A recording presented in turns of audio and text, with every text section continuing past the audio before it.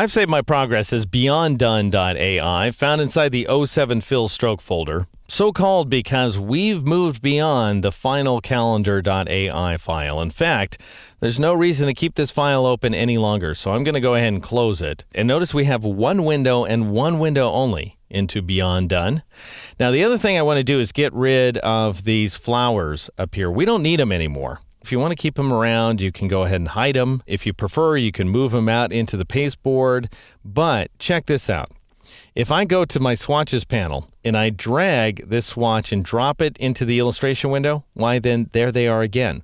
Now they'll have a different name. They're called group. And if you twirl open that group and scroll to the bottom, you'll see this path right there. And that path represents the perimeter of the tile pattern, which if you like, you can go ahead and throw in the trash. And then you have access to the exact same flowers that I created in the previous chapter. So who needs them? They're already saved along with the illustration here inside the swatches panel. So I'm going to go ahead and select them both, press the backspace or delete key in order to get them out of my life. All right, so now I'm going to zoom in on these objects right here. Notice these white circles that are surrounding the midsection of the calendar. And altogether, there's 32 circles here. And I created them very much as you might expect from having gone through the previous chapter. I drew a base circle using the ellipse tool. And then I rotated the other circles into place and duplicated them as well using the rotate tool. But let's say I want to come up with a solution that's more flexible and it's something that I can modify on the fly anytime I like. A double stroke effect, for example. Why then, let's go ahead and scroll down the contents of the layers panel until we come to this group of objects right there, the eggs. And that is these white circles. Now notice that they are centered around the perimeter of this brown stroked circle, which is the path directly above the eggs. And that means that we'll create a copy of this path and then we'll stroke it. All right, so I'm going to turn off the eggs by clicking on their eyeball. And then I'm going to meatball the path right above the eggs in order to select it. And I'll go up to the edit menu and choose the copy command. And then I'll go up to the edit menu again and choose paste and back, or press Control B, Command B on the Mac. Now, some of you might figure, wait a sec, just a few exercises back, Deke, you said that the paste in front and paste and back commands were overused for purposes of cloning objects. They're great for stacking, but not so good for cloning. There's better ways. And that's true if you're also moving the paths to a new location. However, if you're cloning in place, the way I am here, then paste in front and paste in back are still your best solutions. All right, currently we've got a tan fill and a brown stroke. I don't want either of those things. So I'm going to switch over here to the appearance panel, and I'm going to grab the fill and throw it in the trash.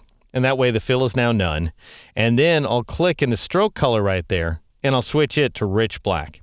So that'll be a good starting point. And now I'm going to bring up my stroke panel, and I'm going to change the stroke weight to 22 points. So we're going to have a really big, thick, meaty stroke. And we're going to create the eggs using a dashed line. So I'll go ahead and turn on that dashed line option. And notice currently I have a dash value of 20 points and a gap value of 30 points. And I've also got round caps turned on. Let's turn round caps off for just a moment so we can get a sense of what's going on here. What I'm instructing Illustrator to do is to create a 20-point dash followed by a 30-point gap and then repeat the process over and over again. And you can enter up to 3 combos of dash and gap values in a row if you want to. Now notice that for some reason, I've got this set to preserves exact dash and gap lengths, which is the way things used to work inside of Illustrator CS4 and earlier. Nowadays, the default setting is this guy right there, lines, dashes to corner and path ends, adjusting links to fit, which is great. I love that option. And to get a sense of how it works, I'll go ahead and click out of the stroke panel to hide it, and I'm going to bring open this very simple illustration. It's called zigzag.ai, again found inside the 07 Fill Stroke folder.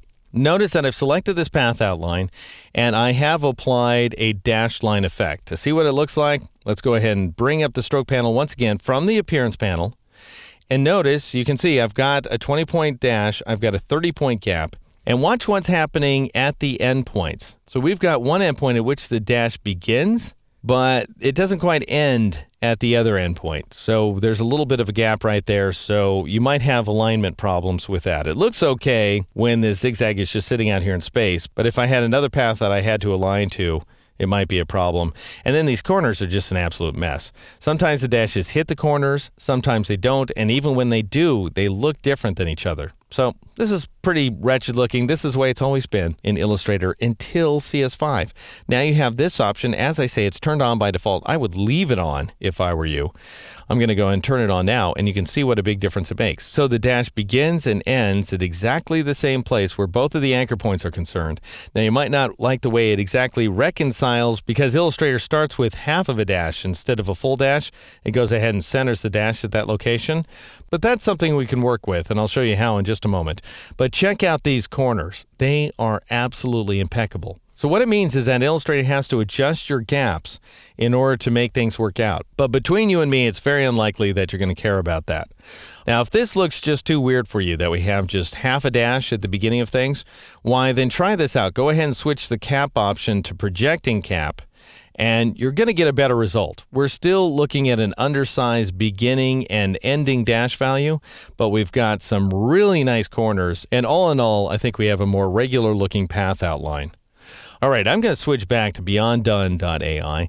How in the world do we take any of the information that I've taught you so far and turn it into a bunch of eggs, that is, a bunch of white circles with black outlines? Well, I'll show you in the next exercise.